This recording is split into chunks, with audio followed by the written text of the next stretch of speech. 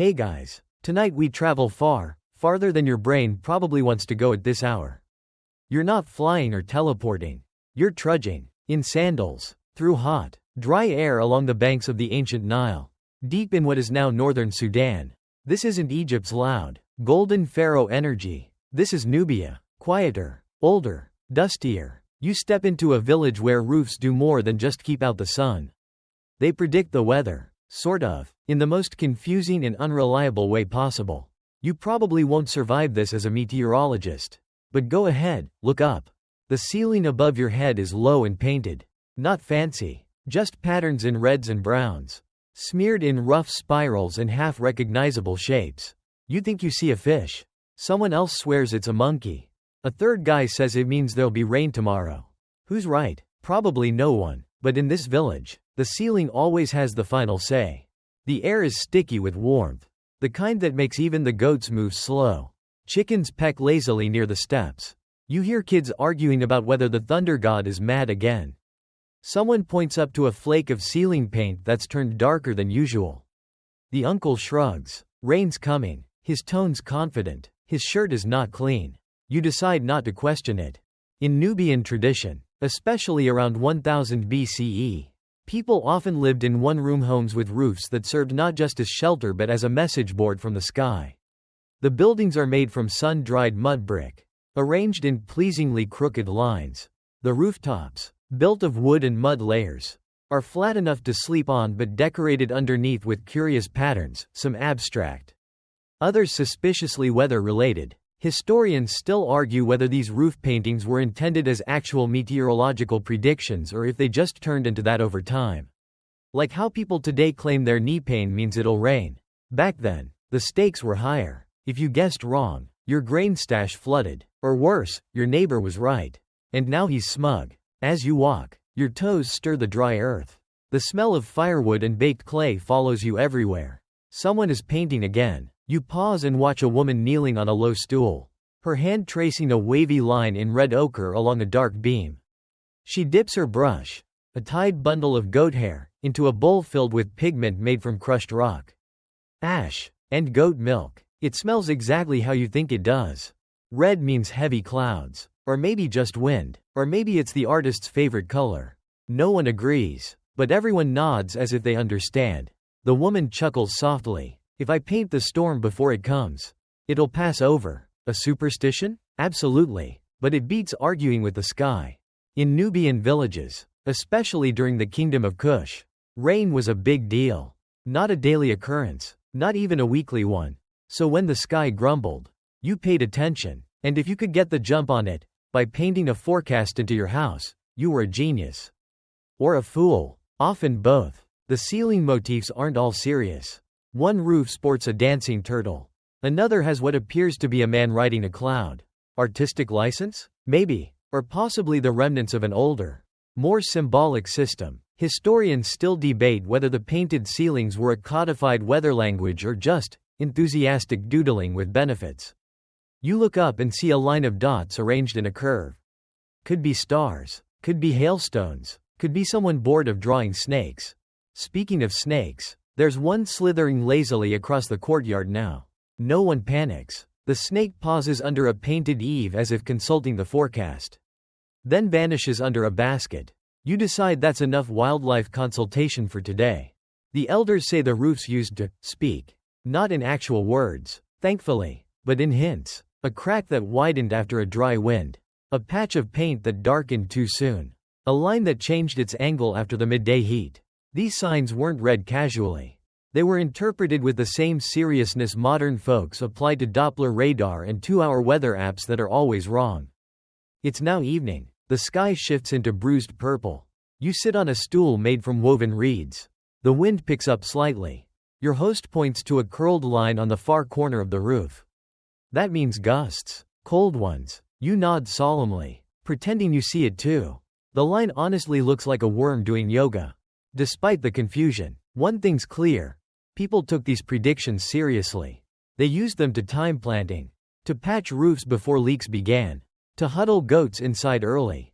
Sometimes it worked, sometimes it didn't, but the belief system ran deep. A local story says that during the worst drought, A village repainted all its ceilings white to reset the weather. Did it rain? No, but they all felt slightly cleaner about being wrong together. The Nubians weren't the only ones to paint for the weather, but they might be the only ones who claimed their roofs could see it coming. Theories abound. Some say it was a combination of artistic observation and emotional projection. Others insist that a few paintings had real scientific basis, like charting seasonal changes with symbolic cycles. But none of that matters right now, as the stars peek out and the air smells faintly of approaching dampness. You lie back and let your eyes follow the lazy lines and curls of ochre above your head. Somewhere, a frog croaks, probably celebrating his ceiling being right for once. You wake up, or maybe you never really fell asleep. Hard to tell when everything smells like warm sand and goat breath. The morning light slides in from a crack in the mudbrick wall. Above you, the ceiling stares back, still painted in those strange loops and dots and smears that somehow mean something to someone. You rub your eyes and stretch, but the wooden beams above offer no mercy. You slept beneath prophecy, and your back knows it. Now you're outside again, and the sun is already trying to win a fight with your eyelids. You're not alone. Everyone's up early in this Nubian village because there's mudbrick to make. And mudbrick, as you quickly realize, is more than just clay, sand, and straw. It's legacy, architecture, and a surprisingly opinionated building material. You shuffle toward the brickyard, which is just a flattened patch of earth with shallow pits and rows of drying blocks. The smell hits you, earthy, sour, with the faint sweetness of fermenting straw. Someone stirring a thick paste with a paddle that looks like it was stolen from a very confused canoe. You're handed a lump. It's wet and squishy, like bread dough that never got invited to bake. You slap it into a mold and watch it hold its shape like a champ. Congrats, you've made a brick, and you're going to do that 50 more times. But here's where it gets weird. The bricks used for rooftops? They get special treatment, slightly different mixture, less straw, more sand. Supposedly dries faster. More importantly, these are the bricks they paint over. Not all roofs get paint. Mind you, only the ones built by families rich enough to spare pigment. Or paranoid enough to believe the sky holds grudges. You look up at a half-finished house. The ceiling beams are laid out, crisscrossing like a loose wooden net. Mud and straw will be packed on top of them to create the final surface. But underneath, those beams are already getting splashed with color. Someone's painting spirals again, big ones this time, in dark reddish brown. Historians still argue whether these ceiling designs followed some lost meteorological logic, maybe like a farmer's almanac with more guesswork and fewer tractors. One theory is that each family developed its own visual shorthand. A broken oval might mean a windstorm, a curling tail could predict heavy fog.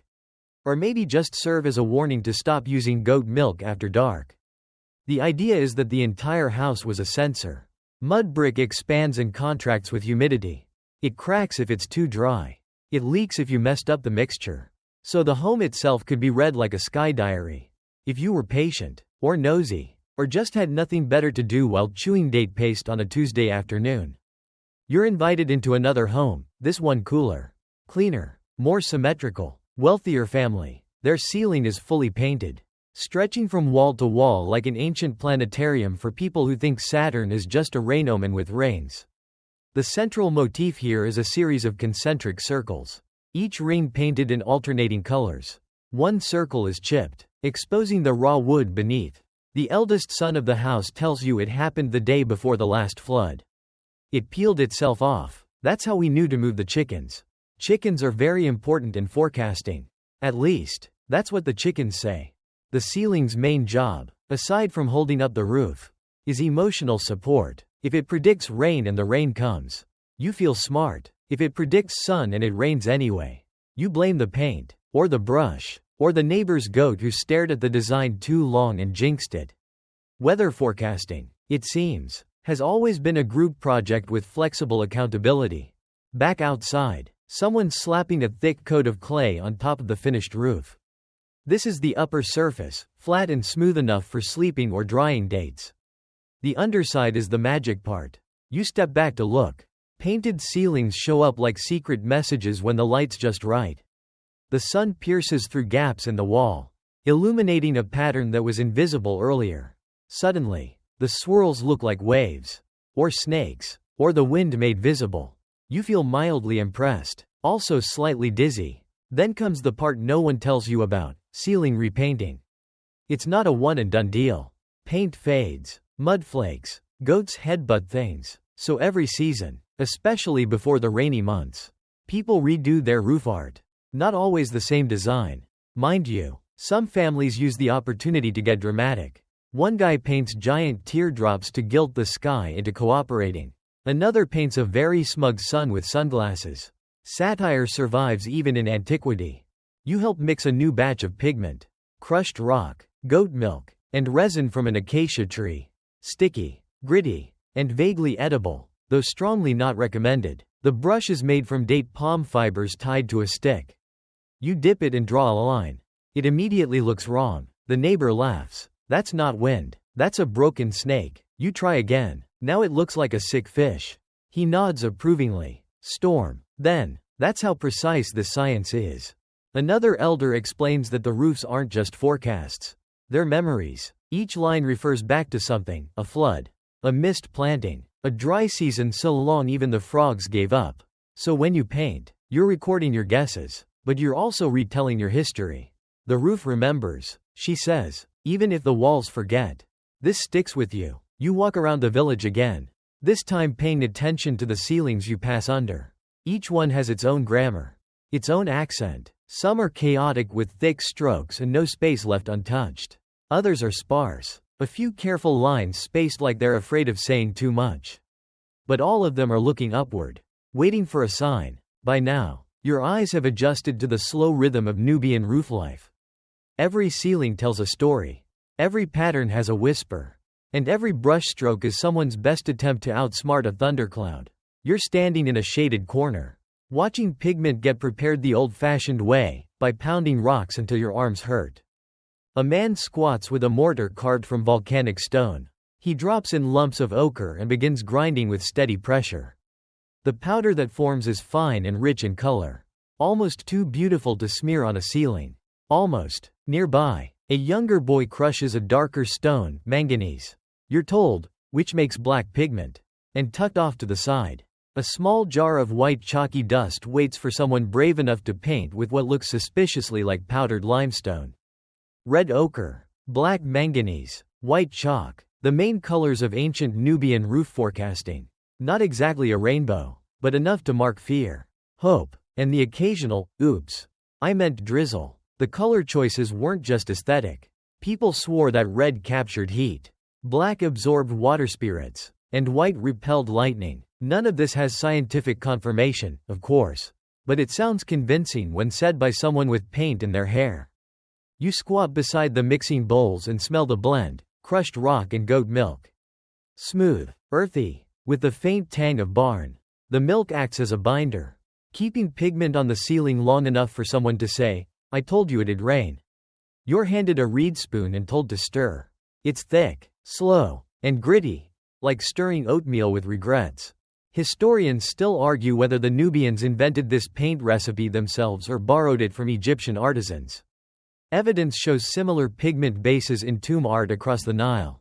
But the rooftop application? That seems homegrown, or at least home repurposed. One theory suggests it started as decoration, then morphed into weather prediction when someone noticed a snake pattern melted before the flood. Coincidence? Probably. But superstition doesn't need proof. It needs a story. You climb a ladder to look at a finished ceiling. The red paint glows in the morning light. It's a large arc, filled with smaller concentric loops, all pointing toward a corner of the house.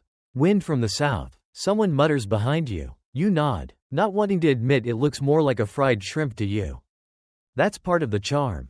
The designs are abstract enough to be interpreted differently depending on who's looking, what mood they're in, and whether they've lost goats to flash floods before. What you see as a squiggle, someone else swears is the tail of the rain serpent. What you think is a mistake is actually a very subtle symbol for hail. Some ceilings even include handprints.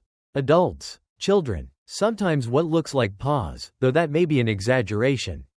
These aren't accidental. Each print is placed with intention, sometimes dabbed in white pigment like ghostly signatures of belief. One particularly dramatic ceiling shows a cluster of hands around a black circle. The resident explains it's a symbol of unity before the storm. Or maybe a warning. The family can't decide anymore. You sit under a roof that has just been painted that morning. The red is still tacky. The black lines sharp and shiny. As the pigment dries, it darkens slightly. That's good, your host says. Means it's sealing in the magic. You resist the urge to ask what kind of magic goat milk enables. There's a quirk to the process here. The ceiling must be painted quickly after the final layer of clay is set. While it's still a bit soft underneath. This helps the pigment bond better. It also means painters work fast and often argue mid-brushstroke. One woman calls her husband spiral, an insult to the rain gods. He counters by calling her birds, drunk ducks. Their daughter quietly paints a zigzag in the corner and claims it represents mature compromise. By mid-morning, you've seen at least 5 different approaches to predicting rain. One ceiling relies on symmetry, 4 curved lines meeting at a central spiral. Another uses a grid pattern, filled in like some celestial crossword puzzle. And one particularly bold homeowner painted a full-on storm scene, jagged black lines, heavy red dots, and a goat screaming in fear. No one knows if it worked, but it won most dramatic forecast at the village's mid-year celebration. Historians still don't agree on what these patterns actually meant. Some argue that certain motifs were seasonal, used only during planting months or flood season. Others think they were more personal, reflecting a family's mood rather than climate data.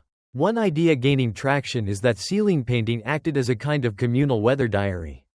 Instead of keeping scrolls or inscriptions, people just layered new meanings on top of old ones, paint over paint. Guess over guess. You lie back on a woven mat and stare up at the ceiling again. The room is quiet. A few flies buzz lazily in the heat. The paint above you ripples ever so slightly in the breeze. It almost seems to shift with the air currents, creating illusions of motion. You feel drowsy, lulled by the slow sway of hot air and the muted scent of fresh pigment. Then someone knocks over a bowl. The spell breaks. You blink and sit up.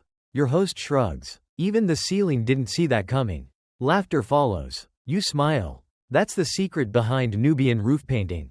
It's not perfect. It's not always clear. But it's participatory. Everyone guesses. Everyone contributes. And when the rain finally falls, nobody says, "I told you so." Instead, they point at the part of the ceiling that matches the storm best and say, "There, that's what we meant." Retroactive accuracy at its finest. Before you leave, you're offered a brush, a real one this time.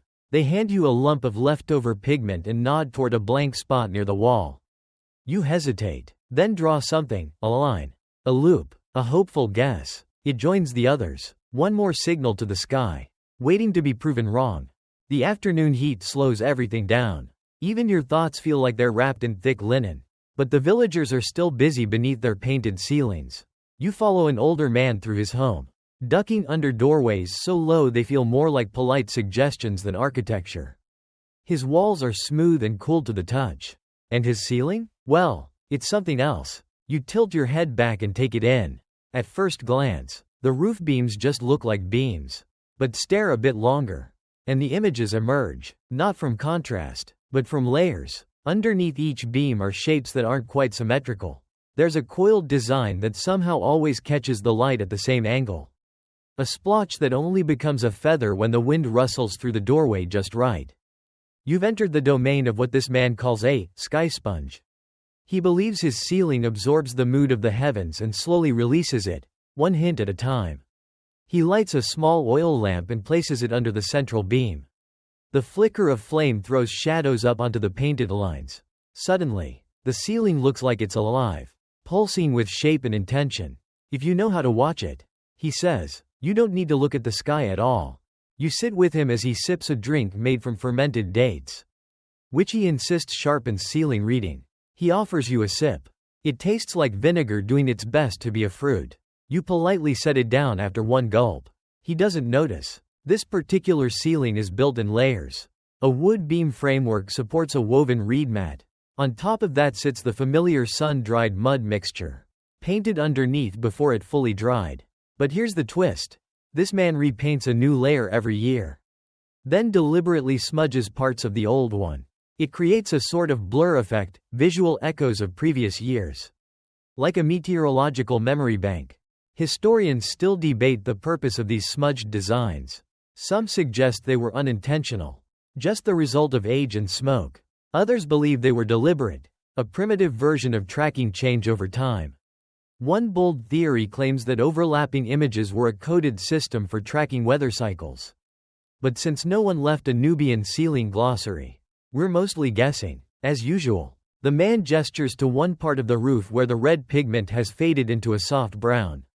That was the drought year, he says. The sky didn't even bother pretending it would rain. A few feet over, there's a deeper, more vibrant red in a spiral. That one? We had to dig trenches around the house. His tone is both reverent and annoyed, like someone who respects the storm but still resents it for ruining his sandals.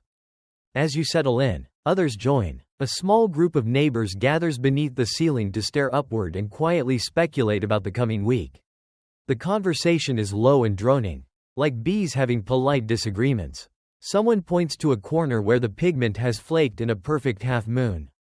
That's new, a woman murmurs. Could be thunder. Another disagrees. No, it's just the goat rubbing against the wall again. This group discussion is more than idle gossip. It's forecasting by consensus. No one person claims to know for sure. But together, they build a theory, a working guess, a communal maybe. It's charming in its uncertainty and oddly effective. If it rains later, someone will say they called it. If it doesn't, everyone will remember it differently. Later, you visit another home with a very different approach. This one is younger, more modern by Nubian standards. The ceiling is painted in neat, symmetrical designs, almost geometric, squares within squares, dots arranged like constellations. A bit too tidy, maybe. The owner boasts that his patterns are based on sun positions and shadow lengths. He insists the old swirl patterns were emotional nonsense. I measure, I calculate. And yet, his house leaked last year. The older villagers tease him about it still. He responds by adding more dots and connecting lines. His ceiling looks more like a spreadsheet than a cloud divination. But he's proud of it. This year, I've got it right. You nod politely and step back before the lecture on angular sun declinations begins. Not all painted ceilings are deep or mystical. Some, you find, are funny. One features a giant snail under an umbrella. Another shows stick figure people chasing what appears to be a cloud with legs. These aren't serious forecasts. They're jokes. Family in jokes. Probably. Or maybe just a child's contribution that no one had the heart to erase. Humor, it turns out, is a valid weather tool. When the rains don't come, laughter helps. When they come too hard, the memory of a ceiling painting gone wrong softens the frustration. A widely told story here involves a man who painted a very detailed fish on his ceiling, hoping for a wet season. It rained so hard, the fish came true, through the window. He spent the next 3 weeks chasing mud-covered catfish around his living room. His ceiling? Still painted. The fish has sunglasses now. As evening returns, you walk through the village and notice the ceilings glowing in soft firelight. The pigments shimmer differently under flickering lamps. Black looks deeper. Red seems alive. The symbols shift depending on the light, the season, the mood of the viewer. You end up back at the elder's home. The one with the smudged layers. He's lying on a reed mat, arms behind his head, staring upward with a look of complete contentment. Ceiling looks ready. He murmurs, I washed my sandals just in case. You glance up too. The shapes blur and reform, like clouds against a setting sun. You don't know what it means. Not exactly, but you believe him. The sky stays dry overnight. But in the early morning, a breeze rolls through that feels like it's changed its mind about something. The wind's got that extra shiver in it, like the preamble to trouble. Your feet crunch over the dusty earth as you follow a narrow path between mudbrick homes. And your nose catches the scent of something roasting, maybe millet cakes or maybe someone accidentally set fire to breakfast. You're heading toward the edge of the village now, to meet someone everyone calls the rain prophet's grandson. He's not a prophet, not even close. He's a lanky teenager with one impressive unibrow and a permanent look of second-hand embarrassment. His grandfather, however, was something of a local legend. Not because he could command the rain, he couldn't, but because he once predicted a 3-day storm simply by watching soot patterns on the ceiling beams. Or so he said. And once you say something with enough drama, it becomes history. The boy greets you while chewing a reed stalk and trying to look like he doesn't care. His ceiling is simpler than most. Fewer swirls, more blocky shapes. You tilt your head and squint. Are those feathers? Pine cones? Angry question marks? He shrugs. He said that one meant thunder. Or maybe indigestion. He wasn't always clear. The house feels quiet in a different way, like it's holding its breath. The ceiling paint is faded, and much of it is worn down to wood, but the parts that remain glow faintly in the sunlight. You point to a squiggly black line shaped like a hook. Wind shift? You guess. He nods. Supposedly. I think he just liked hooks.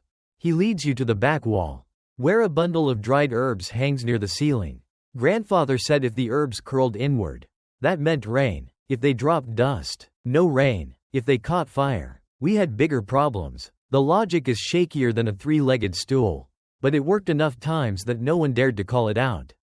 Historians still argue whether the rain prophet was a real person or just a composite legend, a bit of grandpa, a bit of superstition, and a lot of selective memory.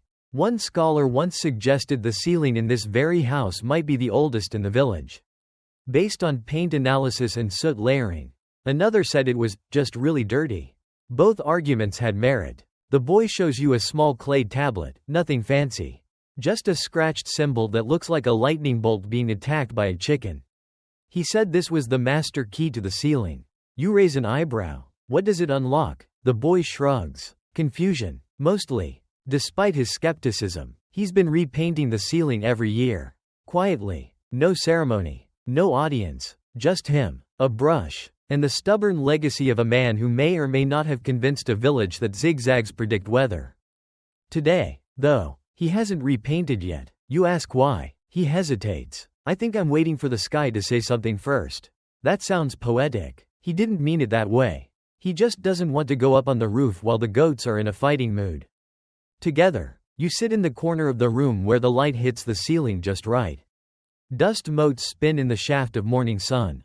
The patterns above start to move in your mind, even though they don't actually shift. You feel like you're reading a story in a language made up of shapes and shadows. Somewhere in the middle, your eyes land on a faded red streak that curves downward like a frown. Stormline, the boy says quietly. He always said it looked like a mouth that's lost its appetite. He points to a faded curl next to it. That was Thunder's tail. You don't ask how Thunder has a tail. You just nod. It feels better that way. The boy's dog enters, flops down, and promptly sneezes twice. The boy glances up. Deadpan. Double sneeze. That's our backup forecast. You both laugh, and the tension eases. Later, outside, he shows you where the old man used to mix his paints. A circle of blackened stones marks the fire pit. Nearby, a flat stone slab holds the remains of pigment bowls, now just cracked ceramics filled with dirt and bugs. He picks one up, sniffs it, and gags. Still smells like goat regret. You take his word for it. He tells you about the last time his grandfather got it wrong. Painted a clear, sunny ceiling, bright ochre sunbursts with clean white rays, and declared a week of dryness. Everyone hung their laundry out, planted early, took naps on rooftops. Then came a flash flood. The entire village spent the night shouting at the sky and trying to bail out chickens with woven baskets. No one spoke to the old man for a week. He repainted the ceiling in all black and called it a reset. The villagers forgave him eventually. Rain forecasts, after all, are more like gambles than science. But that ceiling, the reset one, was left untouched for years. A reminder that confidence and goat milk do not always mix well. You walk with the boy as he gathers new pigment. He's still deciding what to paint this year. Maybe a spiral. Maybe a cluster of dots shaped like a sleeping duck. He used to say the best forecasts don't predict, they prepare. You nod again, not because it makes sense, but because you like the way it sounds. As you leave, the boy stands by his doorway, looking up at the clouds forming in the distance. He doesn't smile, he just watches, the way you might watch an old friend arriving late, with a story to tell and mud on their shoes. There's smoke curling from the center hearth again, and all heads turn toward the ceiling like they're waiting for a verdict. You find yourself crouching inside another Nubian home, small, warm, filled with the scent of roasted grains and the low buzz of casual suspicion. 5 people are huddled beneath the rafters. And they are not talking about food. They are arguing about smoke. The fire crackles below, and the thin line of smoke drifting upward splits, some of it pooling under one beam. Some of it tugged toward the far corner. You squint, not entirely sure what you're supposed to see. There, an auntie says, jabbing her finger upward. It's gathering in the west snake's mouth. That means drizzle by morning. Her cousin scoffs. No, it's the loop around the goat's horn. That's for fog. There is no actual goat on the ceiling. Just a swirling design painted in thick ochre strokes that everyone in the house swears used to look like a goat until someone bumped their head on it. You try to follow their logic. But it's like playing Pictionary with a room full of extremely confident toddlers. Still, the method has a weird charm. Every ceiling has a fireplace underneath, or, more accurately, the fireplace is placed specifically where the ceiling art is most dramatic. The smoke interacts with the design, clinging to curves, highlighting dips, making the art respond. That's the theory. Whether the smoke changes the art or the art changes the smoke is still up for debate. Historians, unsurprisingly, haven't reached a consensus. One school of thought argues that Nubians deliberately designed their roof motifs with airflow in mind, certain shapes guiding smoke in meaningful ways. Another theory claims the designs were added after someone noticed how smoke behaved, turning a random pattern into divine prophecy by retroactive belief. A third theory suggests everyone was just very bored during long dry seasons. Whatever the truth, the effect is mesmerizing. The ceiling feels alive as the smoke dances across it, interacting with the painted spirals and dots like wind tracing across a pond. You sit back, soot collecting gently in your hair, and wonder how many forecasts have been made this way, through guesswork, pigment, and the slightly desperate hope that fire knows what clouds are thinking. The family continues their debate. The eldest daughter insists the smoke pooled under a jagged red zigzag last week and it rained exactly 30 hours later. Her brother corrects her. He says it was actually 27 hours. And it wasn't rain, just aggressive mist. Their mother shuts them both up by throwing a date pit at the wall and declaring that the ceiling is never wrong, only misread. You wish that kind of logic worked in other parts of life. You're handed a cup of something thick and warm, grain milk, probably with a hint of fermented fig. You sip and try not to grimace. It tastes like sadness with a hint of chalk. Still, it adds to the mood. Ceiling reading is best done slowly, with something heavy in your belly and smoke in your nose. Outside, the wind shifts. A breeze slips into the room, and suddenly the smoke changes direction. It now curls upward along a different beam, one with a cracked circle surrounded by uneven dots. Ah, says the grandmother with theatrical gravity.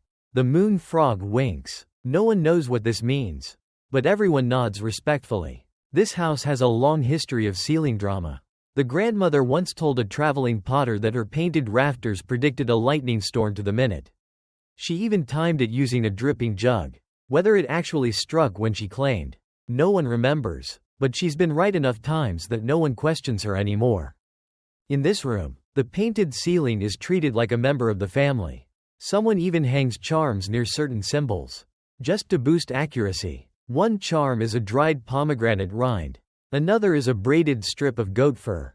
There's even a clay medallion with what appears to be a smiling fish carved into it. You're told that's for balance. You nod. You're not sure what it's balancing, but you wouldn't dare unhook it. Occasionally, the ceiling gives false positives. Once, the smoke curled along the path of the storm snake, and everyone ran outside to cover the grain baskets. No storm came, but the next morning, a neighbor's roof collapsed due to termites. The ceiling had been warning someone, it just wasn't clear who. Since then, this room's forecasts have been interpreted more like riddles and less like schedules. There's a rhythm to the reading. People watch, comment, interpret. Someone pokes the fire. The smoke shifts. Someone else adds a pinch of bark or leaves, claiming the scent helps clarify the ceiling's mood. Then back to watching. Over time, a pattern emerges, not necessarily in the smoke or the paint, but in the people themselves. They start to agree more. The guesses align. By the end of the session, they've formed a weather consensus that sounds eerily authoritative. considering no one's looked outside in an hour. Historians still marvel at how such informal practices formed consistent community rituals. In many Nubian villages, ceiling watching was more than just a way to kill time, it was a bonding mechanism. A shared act of cautious interpretation. An open-ended conversation between roof, smoke, and people who refused to stop hoping they could outsmart the rain. Eventually, the smoke fades as the fire dies down. The room cools slightly. The family gathers their things and moves on with the day. Forecasts in mind, you step outside and breathe the clearer air.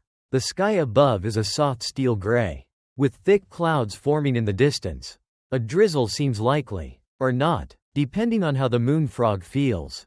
But you've learned something. Forecasting here isn't about precision. It's about paying attention to the fire, to the smoke, to the ceiling above and the stories below. It's about trying, failing, laughing, and trying again. Weather, after all, has always been a moving target. But if your ceiling says it might rain, well, better bring in the laundry just in case.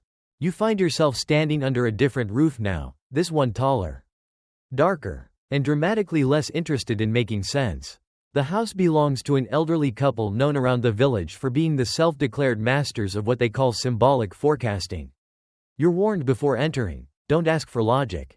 Just listen, and don't laugh when they say the bird means wind. Inside, the ceiling looks like someone tried to tell a story halfway through a dream. Symbols crawl across the beams in no clear order, dots arranged in spirals. Snakes with wings, suns wearing grumpy expressions, and smack in the center? A large red shape that may be a bird, maybe a handprint, or may just be a paint spill no one ever cleaned up. The old man points his walking stick upward. That's the storm watcher, he says proudly. His wife chimes in, and that there's the dripping path means heavy clouds. You nod, even though your brain has fully given up on decoding anything. But here, it's not about understanding, it's about believing. Every roof you've seen so far has used some kind of system, lines for wind, spirals for clouds, smudges for storms, but this house breaks every rule. The symbols here are less about meteorology and more about mood. The couple says each design came to them in a dream. Sometimes they matched weather events. Sometimes they didn't. Once, they painted a giant fish with legs. And it rained for 4 days. They've repainted it every season since. Rainfish brings balance, they explain with complete sincerity. Historians still argue whether these kinds of symbols were part of a larger Nubian language of weather, or just local interpretations gone wild. Some scholars believe motifs like birds and snakes were drawn from wider African cosmologies, where animals often represented natural forces.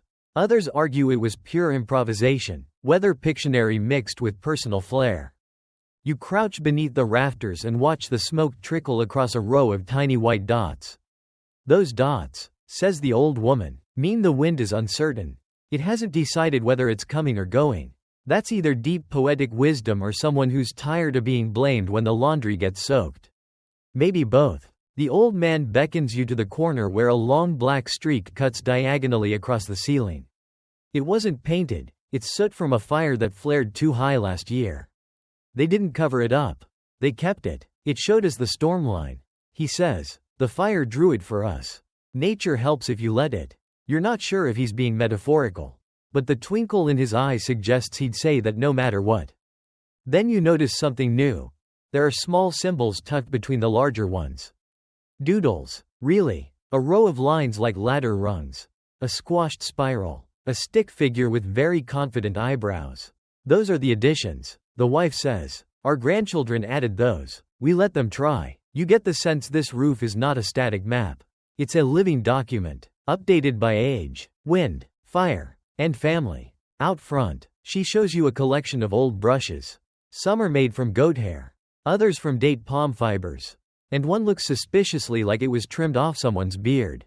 Each brush has a purpose, she says. Long ones are for sky paths, short ones are for dots, and this one's just for correcting your husband's mistakes.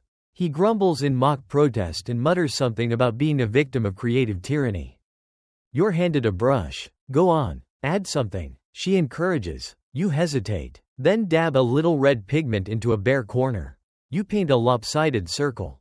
Unsure what it represents, she nods sagely. Yes, The circle of hesitation. That's an important one. Could mean wind. Could mean indecision. You feel oddly validated. Later, you sit beneath the roof and watch the light change. The symbols seem to rearrange themselves slightly as the shadows shift. You realize this might be part of the appeal. Ceilings that change meaning depending on the time of day. Forecasting becomes a dynamic conversation, not a fixed chart. In another corner, you spot a cluster of black X marks. That was the year the river tricked us. The man explains. Sky was clear, ceiling was hopeful, but the flood came anyway. They painted the X's as a warning, not against nature, but against overconfidence. The ceiling speaks, but it doesn't promise. That seems to be the philosophy here. The ceiling is not a command center. It's a canvas of educated guesses, ancestral patterns, and the occasional wild metaphor. You ask them if their symbols ever mean nothing at all. The old woman thinks for a long time. Sometimes, she finally says, but even then, they mean someone cared enough to try. You leave their home with the scent of soot in your hair and your brain filled with pictures that may or may not predict rain. Outside, the wind kicks up again, and you feel a drop of water on your arm. You glance back at the roof. The storm watcher stares down with its ambiguous bird eyes. The old man grins. Told you the bird meant rain. There's something undeniably theatrical about how a storm starts in this part of the world. One moment, it's sun-scorched silence. The next, the wind picks up like it just remembered it had somewhere to be. You're walking along a narrow footpath lined with houses when a young boy comes sprinting past. Shouting, "Crocodiles are flying." No one seems concerned. In fact, two elders nod as though this is exactly what the ceiling predicted. You follow him to a gathering near the river's edge, where villagers are staring out at the water, clearly pretending not to be nervous. The sky overhead swells into a patchwork of clouds with dramatic flair. No ceiling needed. You can feel the shift. But the villagers are still glancing up, not at the sky, but at their ceilings, as if trying to confirm whether this chaos was scheduled. You learn quickly that crocodiles are flying is not literal, though in a storm that's strong. Nothing feels completely off the table. It's a phrase tied to one of the oldest Nubian forecasting legends. The belief that crocodiles appear at the start of a rainy season and vanish at the end. The logic is murky, like the river itself, but people here insist it's real. Inside one home, the ceiling is an explosion of reptilian motifs, crooked teeth, jagged tails, open mouths all pointing in different directions. It looks more like a battle between lizards than a weather guide. The resident, a wiry man with wind-blown hair and a serious expression, points proudly to a symbol near the back wall. That one is the swimmer. He explains, it only shows itself before strong floods. And when it fades, dry season begins. Historians still argue about the crocodile phenomenon. Some dismiss it as regional myth. Others tie it to ancient Nile flooding patterns, when crocodile movement truly did shift with rising water levels. A few point out that watching crocodiles makes more sense than trusting a cloud. At least crocodiles don't pretend to be fluffy. You're invited to sit beneath this ceiling of sharp-toothed warning signs. The man pokes at a pile of coals, stoking a fire that sends smoke slithering toward the swimmer. As the smoke bends along the crooked spine of paint, he mutters, 3 days, no more. You don't ask how he knows. He seems too confident to challenge and too tired to explain. He shows you another part of the ceiling, painted in red and black, with long undulating lines. These represent river mouths. If the smoke trails downward along the river mouth, it's a sign the water will overflow. If the smoke curls up and away, it's just a wet breeze and a wasted afternoon. Not every home uses crocodiles as symbols. Some opt for birds, others for abstract swirls. But the crocodile forecast homes are easy to spot. They're always near the river. And their ceilings tend to look vaguely dangerous.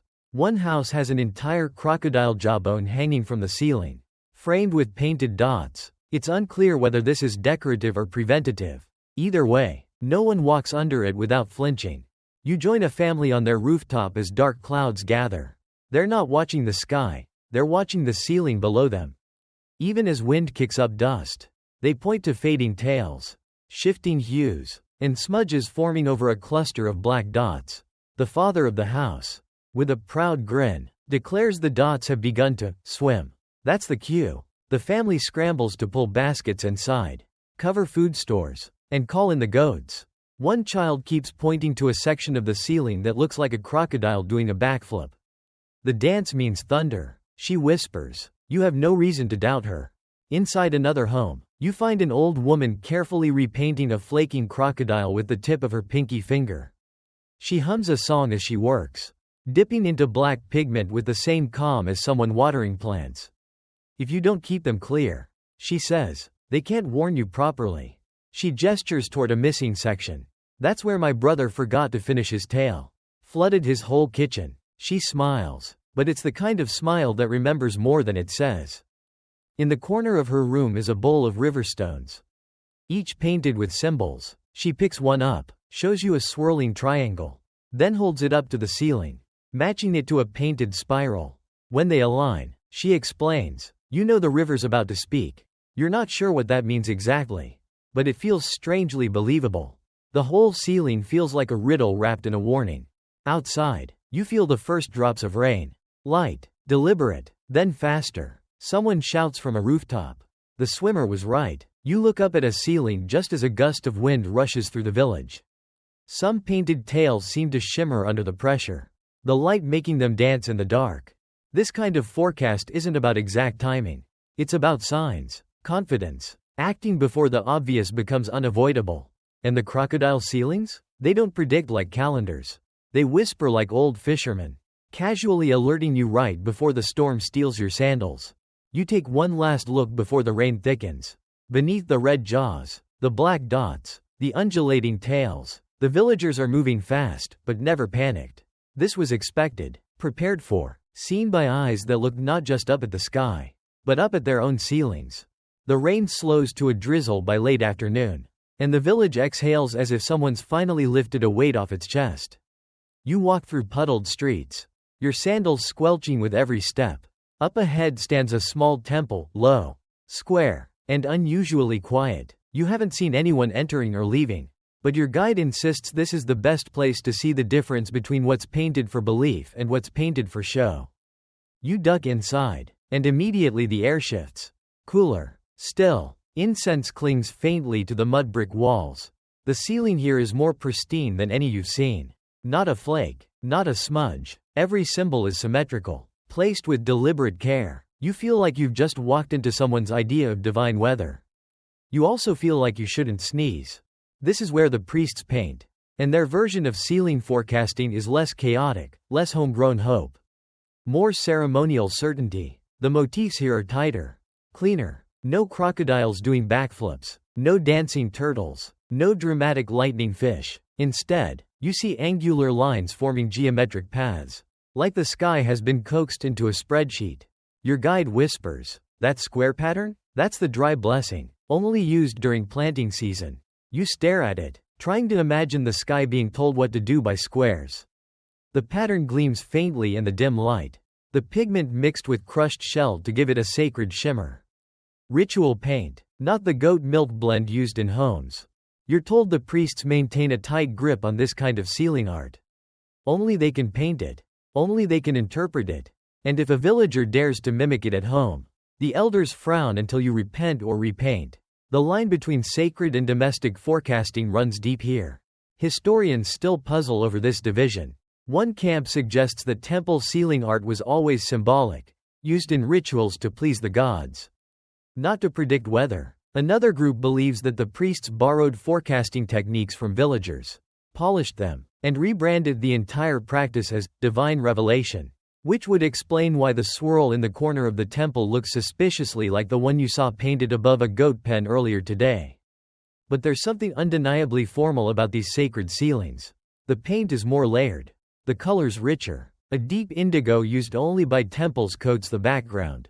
On top of it, golden lines arc into loops that represent solar movement. One priest, robed and silent, moves along the wall with a brush so small it looks like he's writing secrets instead of drawing weather. You're told that this temple once held seasonal ceremonies where villagers gathered to watch the priests reveal the ceiling forecast. A new set of symbols would be painted at each solstice, their meanings announced with grave formality. Then, people would rush home to interpret the interpretation and, more often than not, make their own, slightly modified version for the family hearth. One priest finally speaks. His voice is soft, like silk dragging across sand. We do not paint predictions. We paint possibility. You nod solemnly, trying not to imagine him arguing with someone who insists the goat swirl means guaranteed drizzle. The contrast becomes more clear as you return to the village proper. A young boy is repainting the ceiling of a small storage room with bright orange pigment. The pattern he's copying? A playful variation of the temple's solar arc. He's added a frog. For luck, he says. He doesn't look like he's asking permission. Domestic ceiling painting may borrow from the temples, but it's looser, more alive. Where the temple's ceilings are guarded, the house ceilings are flexible. One woman tells you she once painted over a sacred wind sign with a palm tree because she was tired of everyone thinking it meant a sandstorm. Her husband agreed, mainly because he didn't like sandstorms or arguments. Inside another home, you find a ceiling that attempts both styles. One side is rigid and angular, clearly influenced by the temple motifs. The other side is whimsical, filled with fish bones and painted eggs. My mother was a priestess, the homeowner explains, and my grandmother was not. The ceiling, he says, is their compromise, one for the gods, one for the chickens. This balancing act is everywhere, even in paint quality. The richer homes buy pigment from temple-approved traders, finer ground, longer lasting, with a darker red that supposedly pleases the rain. The rest make do with local mixes, adding whatever gives color, crushed berries, oxidized metal, even burnt onion skins. One ceiling is rumored to turn slightly green when it's about to storm, though most agree that's just mold. Your feet carry you back to the temple again as dusk settles. The walls glow in the last rays of light, and the ceiling's symbols seem to hover just above the surface. You realize they never look quite the same twice. In sunlight, they're crisp and unyielding. In firelight, they blur and bend, like even the gods aren't sure what tomorrow holds. That's the thread that binds both temple and home.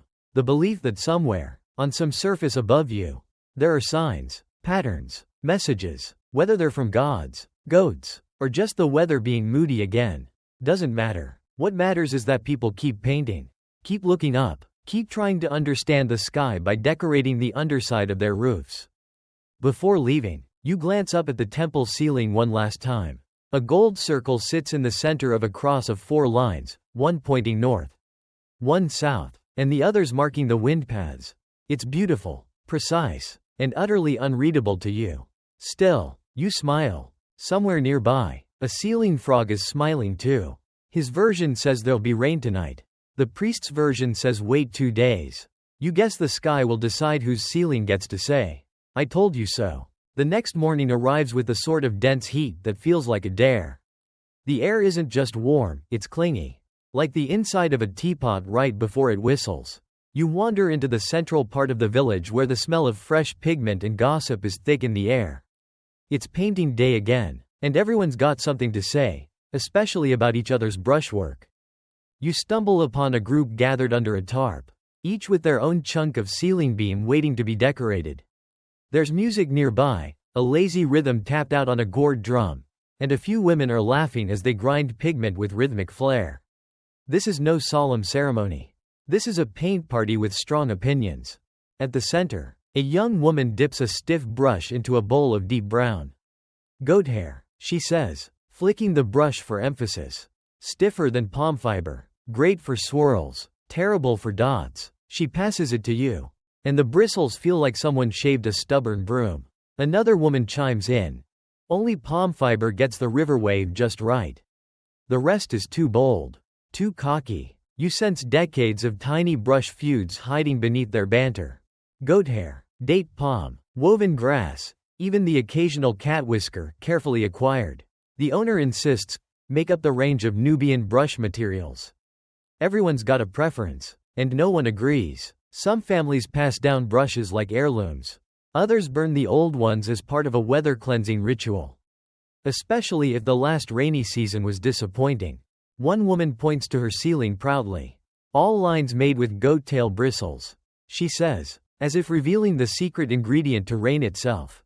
Another rolls her eyes and whispers, it's not the brush, it's the arm. You're quickly learning that in Nubia, paint tools are half craft, half drama. You sit beside a teenager carefully painting zigzag lines onto a ceiling panel laid flat on the ground.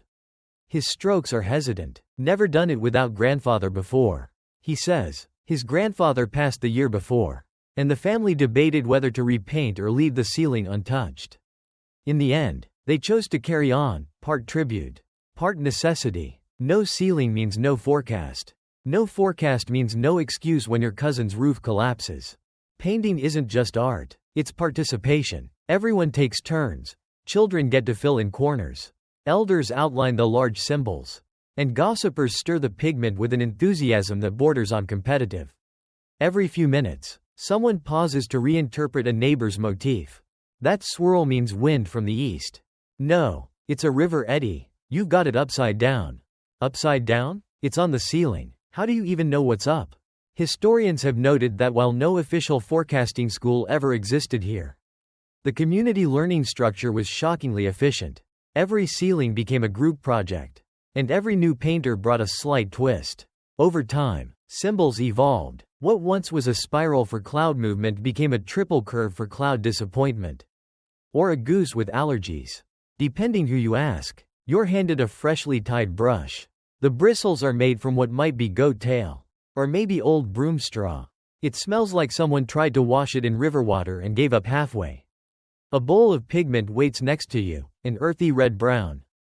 Slightly runnier than expected. You kneel, unsure, but everyone nods encouragingly. Go on, you've seen enough to guess. You dip, stroke, and instantly regret the decision. Your line wobbles, then thickens at the wrong end. You attempt a swirl. It becomes a lopsided snail. The child next to you claps anyway. Rain snail, he announces. Very good omen. The others laugh. The name sticks. From there, the vibe becomes livelier. Someone declares that the rain snail brings moderate luck in high humidity. Another insists it's a symbol of muddy blessings. Soon, the ceiling you've touched becomes part of local folklore. Someone offers to add a thunderline just to give your snail a sense of urgency. Not all painting is so lighthearted. One house at the edge of the village has a ceiling half painted and paused indefinitely. The family inside lost several goats in the last flood, and their faith in forecasting is bruised. They haven't repainted since, unsure whether to change their symbols or leave them as reminders. You're invited in anyway. The ceiling here feels heavier. Not in material, but in memory. A faded fish with two small eyes swims between watermarks. A spiral fades into a crack. The owner sits silently beneath it, staring. The roof warned us, he says, but we argued about what it meant. That's the trouble with symbols. They whisper, and we like to shout. You leave quietly, not wanting to break the silence. Outside, the village painting session continues. Laughter, mistakes, and pigment mix freely. New symbols emerge. One child paints what looks like a banana wearing a cape. Wind hero, she explains. Someone adds a tiny dot beneath it. That's the wind hero's cat. You realize now that these paintings aren't just forecasts. They're expressions, tiny prayers, family inside jokes, warnings wrapped in nonsense. They're how a village bonds with the sky. And with each other. The sun begins to dip. The painted beams are hoisted into place. And the new ceilings begin their long careers of being stared at. Interpreted, blamed, and sometimes praised. You stand back and look up. There's your rain snail, now accompanied by a graceful wave and a lopsided sun. It might mean drizzle. It might mean nothing. But it's there. A mark. A guess. A message for the next storm to either obey or ignore entirely. Rain doesn't always sneak in gently. Sometimes it crashes through the clouds like it's been waiting all year to cause a scene. That night, the sky unleashes everything at once: wind, water, thunder that feels personal. You're stuck inside a house with a ceiling painted in shades of overconfidence. It started with a smug announcement earlier that day. The homeowner, arms crossed and chin raised, stood under his freshly painted roof and declared, "No storm this week. The lines are clear, and the curves are sleeping." Everyone nodded politely and slowly moved their chickens inside anyway. A few smiled. That special smile reserved for men who are very sure and very wrong. The ceiling had seemed convincing. Simple shapes, clean lines, minimal smudging. A large open spiral in the center meant peace. According to the painter, two dots near the corners were supposed to be calm clouds. A new symbol he claimed to invent. He called it his serenity layout. The neighbors called it the ceiling that's about to learn humility. Now, as the wind screams and the rain pounds down sideways, the serenity layout is being tested in the most dramatic way possible. Water drips through a corner of the roof and splashes directly onto a painted sun.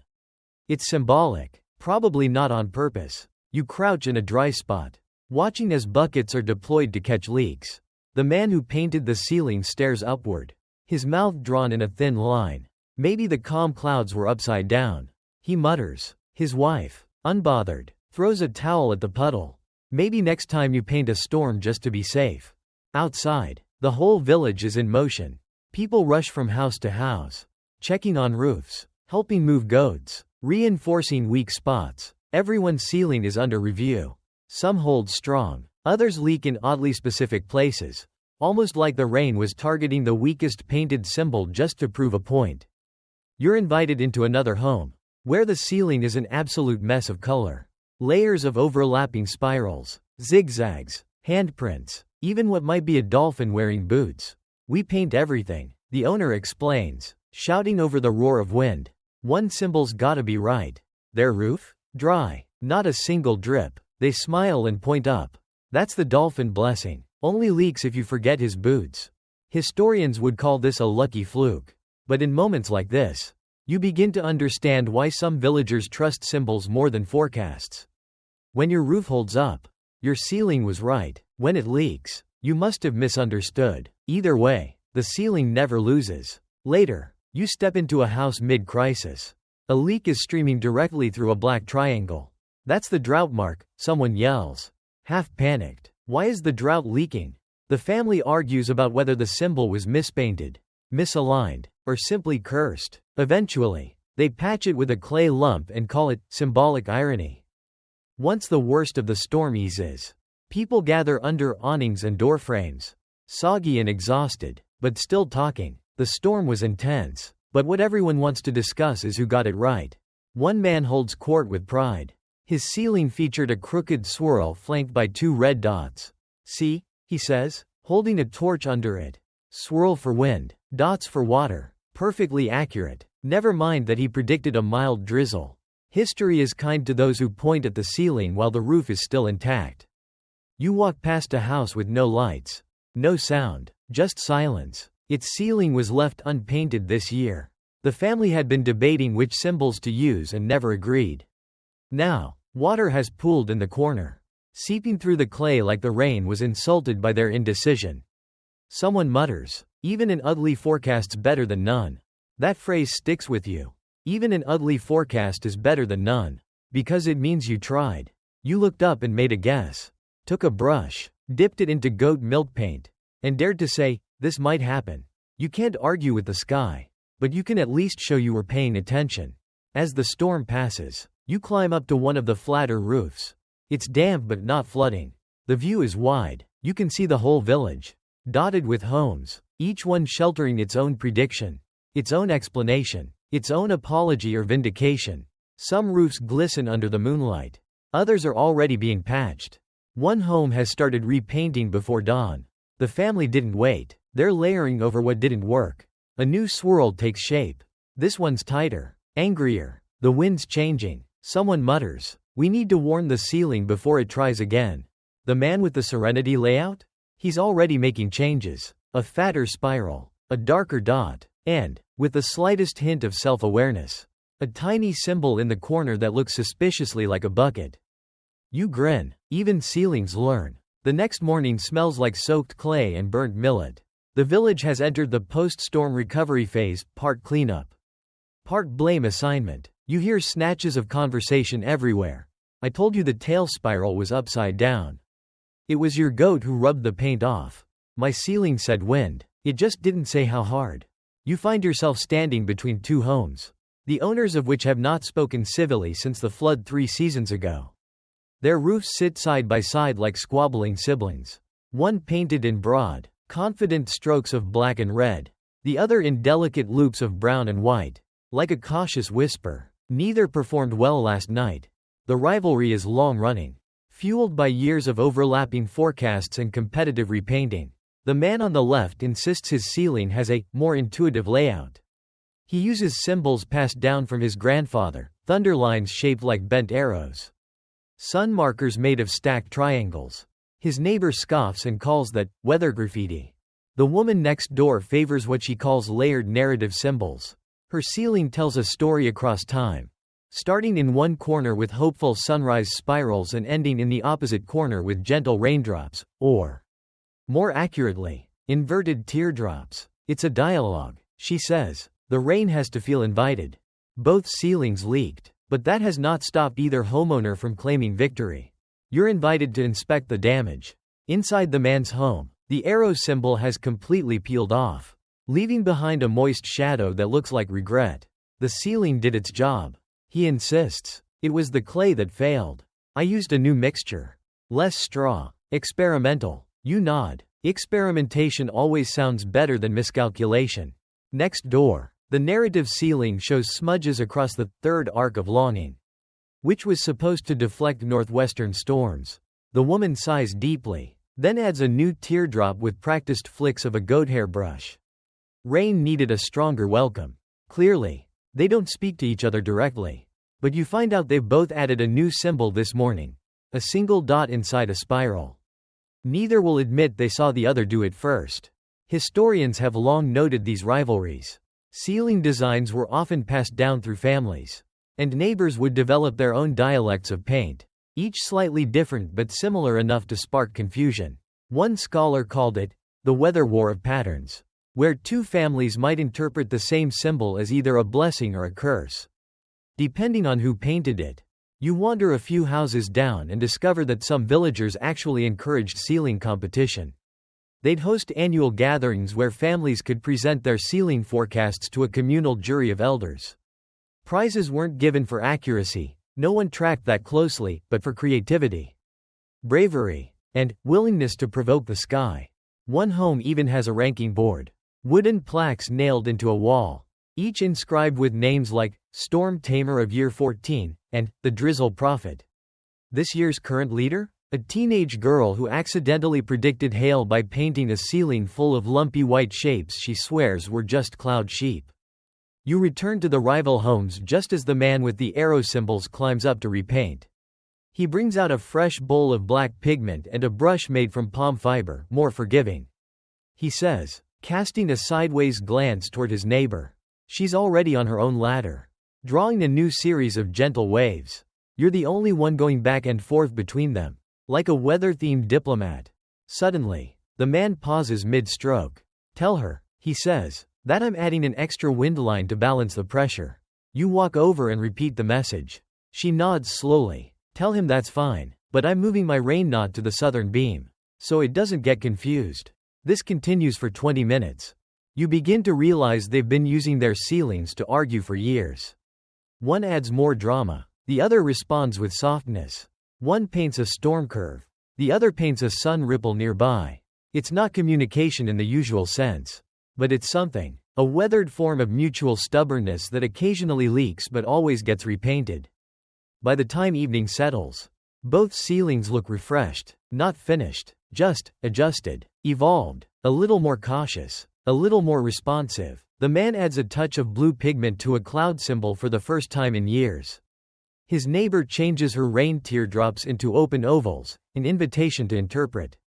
Perhaps they still don't talk directly, but as you prepare to leave, you hear him mutter, "Her waves are too close to the storm line." She mutters back, "His spiral is too confident." You smile. It's the closest thing to peace you've seen all day. And above them, their ceilings wait, new, uncertain, but ready. Days pass, and the skies hold back their judgment. The village settles into a fragile routine again, roofs patched, puddles dried, gossip resumed at normal volume. You walk the edge of town with a group of children chasing after a goat that absolutely does not want to be involved in their game. Above every home, the ceilings wear fresh layers of pigment like bandages over old wounds. But something else lingers in the air, not moisture. Exactly, but memory. You're in a house now that smells of tamarind and wood smoke. And its ceiling is a quiet archive. No bold spirals, no thunder swirls, no crocodiles, just faint streaks of color and smudges where symbols used to be. This house doesn't repaint every season. They let the ceiling fade. The homeowner, a grandmother with hands like braided rope, sits beside the fire and stirs a pot. These are the memories, she says, glancing up. We let them soften, like stories left in the sun. You follow her gaze. Above, a few symbols remain, barely visible. A faded red fish, a brown arc, and a set of 3 handprints. Side by side, overlapping. She tells you that her husband used to repaint every year with wild enthusiasm. He once painted a goat with wings. Said it would bring flying luck. After he passed, she stopped repainting, not out of grief, exactly, but because she wanted the last forecast to linger. He believed the rain came for the pictures. I believe it came for him. The ceiling here is different. It's not asking the sky for anything anymore. It's remembering. The house feels more like a museum than a shelter. Even the smudges are treated with reverence. One brown smear, shaped like a finger dragged through mud, is pointed out as the hesitation mark from a year someone couldn't decide whether to repaint or move. Historians have found these types of ceilings in ruins across ancient Nubia. Roofs left unpainted or only partially restored. Some think they were unfinished. Others believe they were deliberate. A kind of silent forecast. A record of uncertainty. An admission that not every season needs a prediction. Some seasons just happen. Your fingers trail along the edge of a beam. The pigment flakes gently, almost like it's breathing. The grandmother explains how certain colors last longer. Black clings. Red fades. White vanishes like morning mist. She points to a patch above her head. That was the flood year. You can still smell the clay if it's quiet enough. This house isn't the only one letting its ceiling fade. You visit others, quiet corners of the village where time has been allowed to do its work. One ceiling holds only the ghost of a storm symbol, its jagged edge worn smooth. Another is dotted with handprints so faded they look like shadows.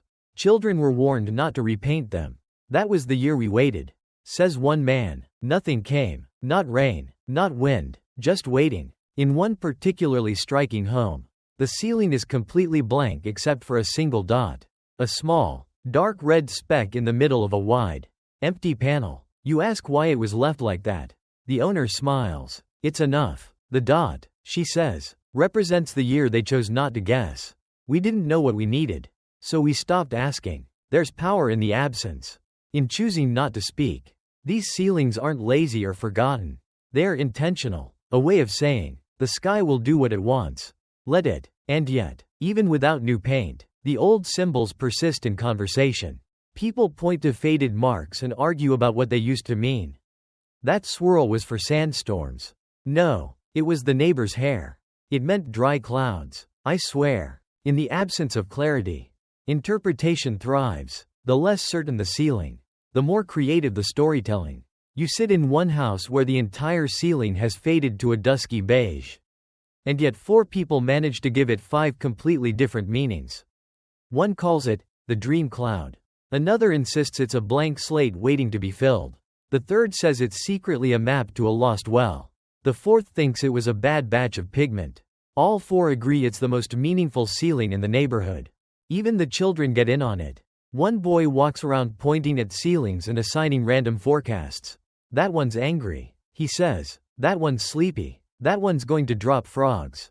He points at yours. Yours needs a nap. You don't disagree. You start to see the value in these faded ceilings. They aren't empty. They're full of what used to be, layer upon layer of guesses. Prayers, mistakes, and laughter. The absence of color lets memory stretch out. Like an old song played so often the lyrics blur but the feeling stays. You lie on a mat beneath one such ceiling, watching the faint outline of a handprint slowly disappear in the evening light. You wonder who it belonged to, what they hoped for, whether it came true. You decide it doesn't matter.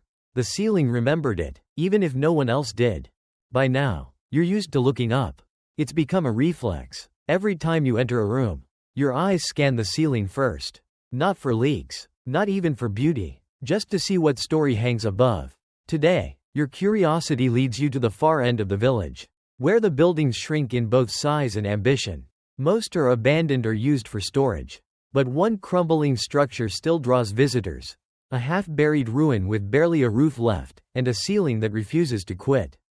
You duck beneath a lintel stone so low it nearly brushes your eyebrows and step into a room filled with silence and dust.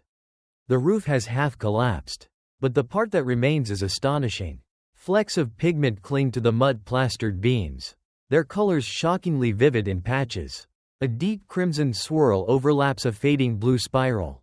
Beneath it, a web of tiny black dots trails off toward the broken wall. You stand there, mouth slightly open. It's the most chaotic and beautiful ceiling you've seen so far.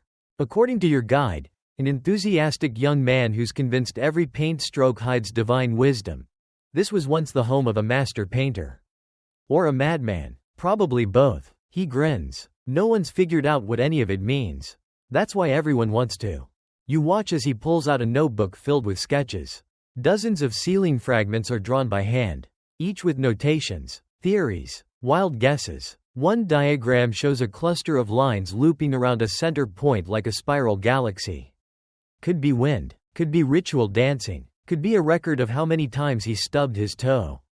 He laughs, then pauses. Historians still argue about this house.